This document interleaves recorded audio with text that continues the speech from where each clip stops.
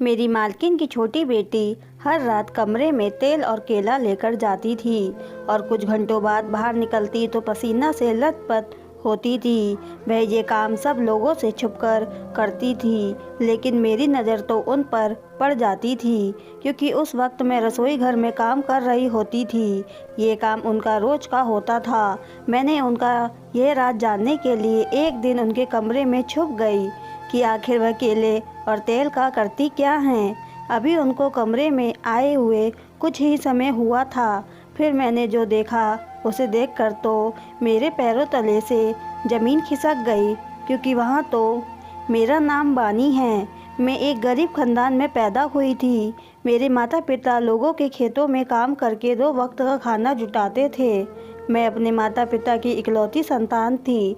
घर के हालात ठीक न होने की वजह से मेरे माता पिता मुझे पढ़ाई लिखाई न करवा सके। जैसे तैसे हमारे दिन निकल रहे थे। मेरी उम्र 10 साल की थी। मैं अपने माता पिता को ऐसे खेतों में दिन रात मेहनत करते देखती तो मुझे बहुत तकलीफ़ होती थी। इसी वजह से मैं भी उनके साथ काम करने चली जाती। ऐसे ही कुछ दिन बाद मेरे पिताजी की तबीयत बहुत बिगड़ गई। उन्हें अस्पताल लेकर जाया गया, जहां पर डॉक्टर ने हज़ारों का खर्चा बताया। अब हम लोगों के पास तो इतने रुपए थे नहीं, इसलिए मेरी माँ जमींदार जी के पास गई, जिनके खेतों में हम लोग काम करते थे। उनके सामने अपनी झोली फैलाकर मदद मांगने लगी, लेकिन जमींदार ने इतने पैसे देने से मना कर दिया। हालांकि उनके लिए इतने पैसे देना कोई बड़ी बात नहीं थी, लेकिन फिर भी उन्होंने कोई मदद नहीं की।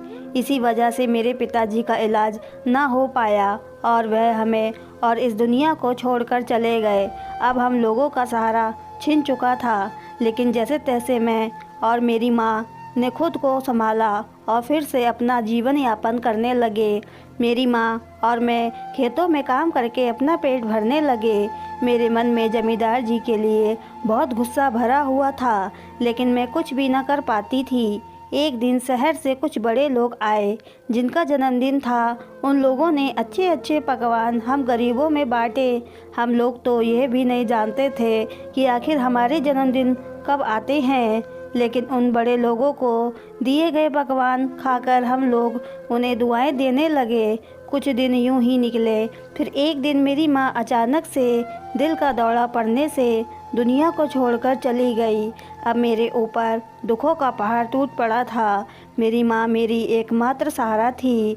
अब वह भी मुझे छोड़कर जा चुकी थी। मैं पूरी तरह टूट चुकी थी। ऐसे में मुझे मेरे चाचा चाची अपने पास ले गए। आखिर अपने अपने होते हैं और पराए पराए होते हैं, इसी चीज़ का फ़र्क मुझे अब समझ में आ रहा था। मेरे चाचा चाची अपनी बेटी को अच्छा खाना, अच्छे कपड़े देते थे, लेकिन मुझे अपने सारे घर का काम करवाते थे। अच्छे से बोलना तो दूर, मेरी तरफ देखते भी ना थे कि मेरी हालत कैसी है। खैर, मैं इसे अपनी किस्मत समझकर स्वीकार कर लिया। एक दिन मैं घर पर बर्तन साफ कर रही थी, तभी मेरे चाचा जी शहर से आए और मेरी चाची से कहा कि शहर के एक घर में काम करने वाले की ज़रूरत है, क्यों ना हम बानी को वहाँ काम पर लगा दें। हमारे पास पैसे आते रहेंगे और बानी वहाँ काम करती रहेगी। मेरी चाची जी इस बात से खुश हो गई। खुश हो भी क्यों ना, आखिर बिना मेहनत से जो आ रहे थे। दूसरे दिन मेरे चाचा अपने साथ मुझे शहर ले गए। वहाँ हम लोग एक बड़े से घर में गए, जहाँ पर एक औरत अपनी 2 बेटियों के साथ बैठी थी। चाचा ने उनसे नमस्ते किया और मेरी तरफ इशारा करते हुए कहा कि आज से यही आपके यहाँ काम करेगी। मैं इसे सुबह छोड़ जाया करूँगा और शाम को ले जाया करूँगा। उस मैम साहब ने मेरी तरफ देखा और पूछने लगी कि मैं उनके घर का सारा काम कर सकती हूँ कि नहीं। मैं बिना कुछ बोले हाँ में इशारा कर दिया। इतने बड़े घर का इतना सारा काम मुझ जैसी अकेली को करने में बहुत कठिनाई होने वाला था, लेकिन मैं हाँ के अलावा कुछ भी बोल नहीं सकती थी, क्योंकि मेरे मन में चाचा चाची का इतना खौफ जो था। अब उस मालकिन ने मुझे अपना सारा काम समझा दिया और मैं रसोई घर में काम करने लग गई। पूरा दिन काम करती और शाम को चाचा मुझे घर ले जाते, फिर जाकर वहीं रूखी सूखी रोटी खाने को मिलती और गर्मी में मैं सो जाती। दूसरे दिन फिर चाचा मुझे मालकिन के घर छोड़ जाते। कुछ दिन ऐसे ही चलता रहा। एक दिन मालकिन के घर पर बहुत सारे मेहमान आए, तो काम भी बहुत हो गया था।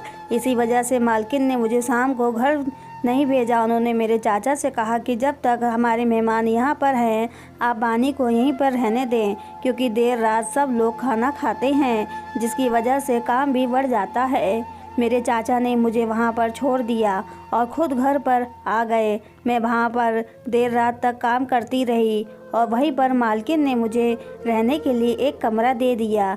मुझे चाचा चाची के घर से ज़्यादा अच्छा यहाँ लगता था, क्योंकि मुझे अच्छा खाना और पंखे वाले कमरे में रहने दिया जाता था। लेकिन जब भी मैं मालकिन को उनकी बेटियों के साथ देखती तो मुझे भी मेरी माँ की याद आ जाती। ऐसे ही कुछ दिन गुजर गए। मेहमान तो चले गए, लेकिन मालकिन ने मुझे अपने घर नहीं भेजा। उन्होंने चाचा को साफ बोल दिया कि बानी यहाँ पर ही रहेगी। अब मालकिन और उनकी छोटी बेटी के साथ मेरी अच्छी बनने लगी थी।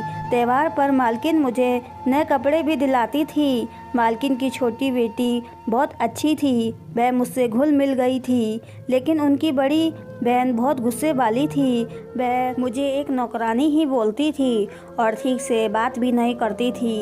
एक दिन मालकिन और उनकी बेटियों को 2 दिन के लिए कहीं शादी फंक्शन में कहीं बाहर जाना था, तो मालकिन ने मुझे अपना घर संभालने को बोला और कहा कि तुम यहाँ रहना और घर की अच्छे तरीके से देखभाल करना। अब इतने दिनों से मैं उनकी देखभाल कर रही थी तो उन्हें मुझ पर विश्वास हो गया था, लेकिन मैंने मना कर दिया क्योंकि इतने बड़े घर में मुझे भी अकेले रहने में डर लगता था। फिर मालकिन ने चाचा को वहाँ बुलाया और मेरे पास रहने के लिए बोला। चाचा ने तुरंत हाँ बोल दिया और मालकिन चली गई। अब मैं अपना और चाचा जी का खाना बनाया और खाकर सोने चले गए। रात को करीब 12 बजे मेरे चाचा जी ने उठकर कमरे का दरवाज़ा खोला और बाहर चले गए।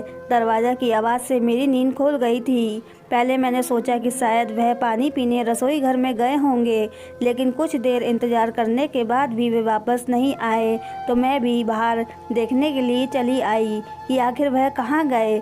मेरे इधर उधर देखने के बाद मुझे मालकिन के कमरे से कुछ आवाज़ सुनाई दी। मैंने जैसे ही उनके कमरे में झाँक कर देखा तो वहाँ पर मेरे चाचा जी मालकिन की अलमारी से कुछ तलाश कर रहे थे। मैंने पूछा क्या ढूंढ रहे हो चाचा जी, तो वह एकदम घबरा गए। उन्होंने कहा कुछ नहीं, बस यूं ही देख रहा था कि अलमारी कितनी अच्छी है। मुझे समझ आ गया था कि चाचा जी यहाँ चोरी की फिराक में हैं। इतना बड़ा घर और इतने अमीर लोगों के घर में खुद को अकेला पाकर कुछ आदमियों के मन में पाप भी जाग जाता है, तो फिर मेरे चाचा जी तो ऐसी छोटी मोटी चोरियां गांव में करते ही रहते थे। लेकिन मुझे डर था कि चाचा यहाँ पर कोई गड़बड़ ना करे, क्योंकि मैं नहीं चाहती थी कि मालकिन का विश्वास टूटे। खैर मैं चाचा पर हर समय नज़र रखनी शुरू कर दी। एक पल के लिए भी मैं उनको अकेला नहीं छोड़ती थी। रात को भी गहरी नींद में ना सोती थी। ऐसे ही 2 दिन निकल गए और मालकिन और उनकी बेटियां वापस आ गईं।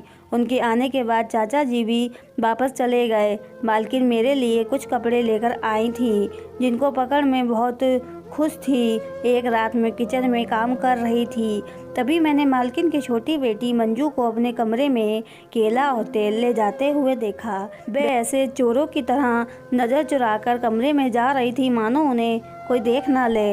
मुझे थोड़ा अजीब सा लगा कि आखिर मंजू दीदी केले और तेल का क्या करेंगी। दरअसल मालकिन के पति कुछ समय पहले गुजर गए थे, तभी से वह अपनी दोनों बेटियों के साथ अकेली रहती थी। ज़मीन जायदाद होने की वजह से उनके अच्छे दिन थे।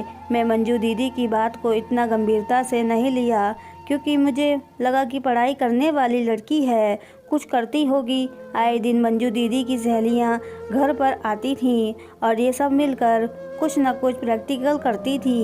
एक दिन मैं मंजू दीदी से पूछ ही लिया कि दीदी आप सब लड़कियां मिलकर यह क्या करती हैं, तो उन्होंने बताया था कि हम लोग विज्ञान की पढ़ाई करते हैं, जिसकी वजह से ये प्रैक्टिकल करती हैं। मुझे कुछ समझ में नहीं आया, क्योंकि मैं कभी स्कूल नहीं गई थी, तो मुझे कैसे पता होगा पढ़ाई के बारे में।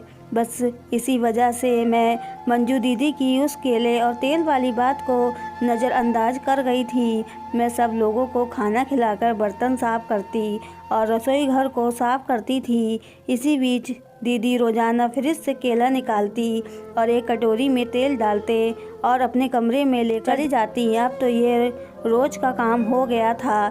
मेरा कमरा दीदी के सामने ही था। देर रात को दीदी कमरे से बाहर आती और अपने हाथ धोती। उनका पूरा शरीर पसीने से लथपथ होता। कभी कभी मैं जाग रही होती तो ये सब दिख जाता, वरना रोज़ाना मैं दीदी को बाहर आते नहीं देखी थी, क्योंकि जब तक वह आती मेरी आंख लग जाती थी। अब तो मुझे ये सब पढ़ाई का मामला नहीं बल्कि कुछ और लगने लगा था, क्योंकि अगर पढ़ाई के लिए या अपने प्रैक्टिकल के लिए दीदी केला और तेल लेकर जाती तो ऐसे छुपा कर क्यों जाती और रोज़ रात ये सब क्यों करती। मेरे दिमाग में दिन रात सिर्फ यही बात दौड़ती थी कि आखिर दीदी अपने कमरे में क्या करती, क्या है। मैं इस बारे में मालकिन से बात करने की सोची। एक दिन मैं मालकिन के कमरे में गई तो वह फ़ोन पर किसी से बात कर रही थी। फिर मैं बिना कुछ बोले वहाँ से आ गई। उसके बाद मैंने सोचा कि कहीं दीदी कुछ और ही कर रही हो और मैं बिना वजह मालकिन को बताकर घर में तमाशा खड़ा कर दूं तो ये अच्छा नहीं होगा। इसी वजह से मैं इस बात को छोड़ दिया और ध्यान देना बंद कर दिया। ऐसे ही एक दिन मुझे नींद नहीं आ रही थी। मैं अपनी माँ की यादों में खोई हुई थी। तभी मंजू दीदी अपने कमरे से बाहर निकली तो उनकी आंखों से आंसू बह रहे थे। मैं कमरे से बाहर निकलकर दीदी के पास जाकर पूछा कि आप क्यों रो रही हैं। तभी दीदी ने बात बदलते हुए कहा कि कुछ नहीं हुआ है, तुम सो जाओ। इतना बोलकर वह अपने कमरे में चली गई। मुझे इसी फिक्र में पूरी रात नींद नहीं आई कि आखिर क्या बात हो गई है कि हमेशा हंसने वाली मंजू इतनी रात को अपने कमरे से रोते हुए निकली। बस अब पूरा दिन मेरे दिमाग में सिर्फ यही बात रही कि वह केला और तेल कमरे में लेकर जाना, फिर आधी रात को बाहर आकर हाथों को धोना और पूरा शरीर से पसीने से भरा हुआ होना और फिर एक रात ऐसे रोते हुए बाहर निकलना। और सबसे बड़ी बात कि उनकी ये सब काम ऐसे छुपाकर करना। अब तो मुझे दीदी पर शक होने लगा था कि वह कहीं कुछ गलत तो नहीं कर रही हैं। अगले दिन दीदी अपने कॉलेज चली गई और बड़ी दीदी अपनी कोचिंग। तभी मैं मालकिन को चाय देने गई। तभी मौका पाकर मंजू दीदी के कमरे में जाकर देखने का सोचा। जब दोपहर में मालकिन सो गई तो मैं मंजू दीदी के कमरे में गई, लेकिन कमरे में तो कुछ भी ऐसा नहीं था। सब सामान अच्छे से पड़ा था। मैं बाहर आ गई और सोचने लगी कि आखिर माजरा क्या है। तभी मंजू दीदी और उनकी बड़ी बहन आ गई। मैंने उन दोनों के लिए खाना लगाया, लेकिन मंजू दीदी ने खाना खाने से मना कर दिया। वह सुबह भी नाश्ता नहीं करके गई थी। मैंने काफ़ी बार बोला कि प्लीज़ आप खाना खा लीजिए, लेकिन वह एकदम से मुझ पर चिढ़ गई। फिर मैंने कुछ ना बोला। थोड़ी देर के बाद मैंने दीदी से सब कुछ पूछने का सोचा, लेकिन फिर मुझे ख्याल आया कि अगर मैंने पूछा और वह गुस्सा हो गई तो मुझे मंजू दीदी की फ़िक्र थी, क्योंकि जब से मैं यहाँ काम करने के लिए आई थी वह मुझे कभी भी एहसास नहीं होने देती थी कि मैं एक नौकरानी हूँ और मेरे लिए उन्होंने कुछ भी चीज़ मेरे चाचा चाची से बढ़कर किया था। कुछ देर बाद मेरे मन में ख्याल आया क्यों ना मैं आज रात उनके कमरे में ही छुप कर बैठ जाऊं और देखूं कि आखिर होता क्या है। फिर मैं रात को सब लोगों को खाना खिलाया और खुद बिना खाए ही दीदी के कमरे के एक कोने में छिप गई। मैं उस समय छुपी थी जिस टाइम दीदी रसोई घर में केला और तेल लेने गई थी। फिर मैंने देखा कि दीदी अपने कमरे में आती हैं और कमरे के पीछे का दरवाज़ा खोलती हैं। मैं सोचने लगी कि उस दिन जब मैंने दीदी का कमरा देखा था तो मुझे ये दरवाज़ा नहीं दिखाई दिया। शायद दिखाई न देने की वजह यह थी कि उस दरवाजे के आगे पर्दा लगा हुआ था। उसके बाद मैंने देखा कि दीदी उस दरवाजे से एक आदमी को अंदर लेकर आती हैं और उसके बाद जो हुआ उसे देखकर मेरे पैरों तले से ज़मीन खिसक गई थी। तभी अचानक से मेरी हाथ की चैन जो मेरी माँ ने एक बार मेले से मुझे ला कर दी थी वह निकलकर नीचे गिर गई।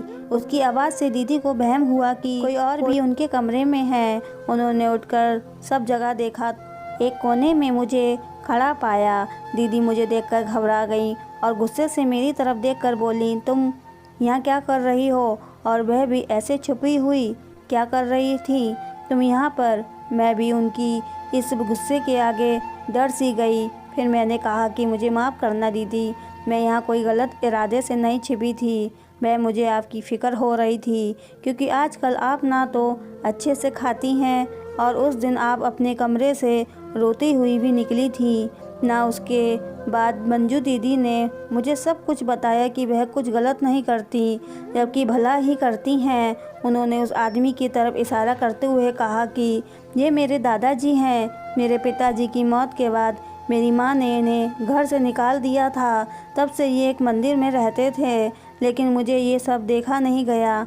मैं इस बारे में मैंने माँ से बात करने की कोशिश की, तब उन्होंने मुझे खूब डांटा। उसके बाद मैंने एक प्लान बनाया और रात को दादाजी को अपने कमरे में ले आई थी और सुबह इस दूसरे दरवाजे से वापस भेज देती थी। मैंने दीदी से पूछा कि फिर वह केला और तेल, तभी दीदी कहने लगी कि मेरे दादाजी का लीवर कमज़ोर है, जिसकी वजह से वे ज़्यादा खाना पचा नहीं पाते और इस वजह से वे एक समय ही खाना खाते हैं। रोज़ सुबह कॉलेज जाते टाइम मैं इन्हें खाना दे आती थी और रात को ये खाना नहीं खाते थे, इसलिए मैंने इनको फल खिलाना शुरू किया और केला इनका पसंदीदा फल होने की वजह से रोज़ रात को मैं इनको केला लाने लगी। माँ को और दीदी को पता न चले, इसी वजह से मैं ये सब छिपकर करती हूँ और मेरे दादाजी के घुटनों में दर्द हो रहता है, इसलिए मैंने तेल लाना शुरू कर दिया ताकि उनके घुटनों की मालिश कर सकूं। ज़्यादा देर मालिश की वजह से मैं पसीने से भीग जाती थी, तभी तेल लगी हाथ बाहर धोने जाती थी और दीदी ने कहा कि उस दिन मेरे दादाजी की तबीयत ठीक नहीं थी और मैं मजबूर थी अपनी माँ के आगे, इसी वजह से मेरी आंखों से आंसू आ गए। दीदी की इन सभी बातों को सुनकर अब मेरा सारा वहम निकल चुका था। मैं बिना कुछ बोले अपने कमरे में आ गई। मैं बार बार मालकिन को पूछ रही थी कि कोई इतनी निर्दयी कैसे हो सकता है। एक बीमार पिता समान ससुर को घर से निकाल दी, लेकिन मन ही मन दीदी पर भी गर्व हो रहा था कि आज के समय में इतना अच्छा दिल बहुत कम लोगों का होता है और वह दिल मंजू दीदी के पास था। पता नहीं इस दुनिया को क्या हो गया है, बुजुर्ग लोगों को बिना सोचे समझे घर से निकाल देते हैं। अभी मुझे समझ आ गया था कि जिस पर जो तकलीफ़ गुजरती है वह तकलीफ़ सिर्फ वही समझ सकता है। दोस्तों, उम्मीद करती हूँ कि आपको हमारी कहानी पसंद आई होगी। अगर कहानी पसंद आई तो चैनल को सब्सक्राइब करें, वीडियो को लाइक करें। पूरी कहानी सुनने के लिए आपका बहुत बहुत धन्यवाद।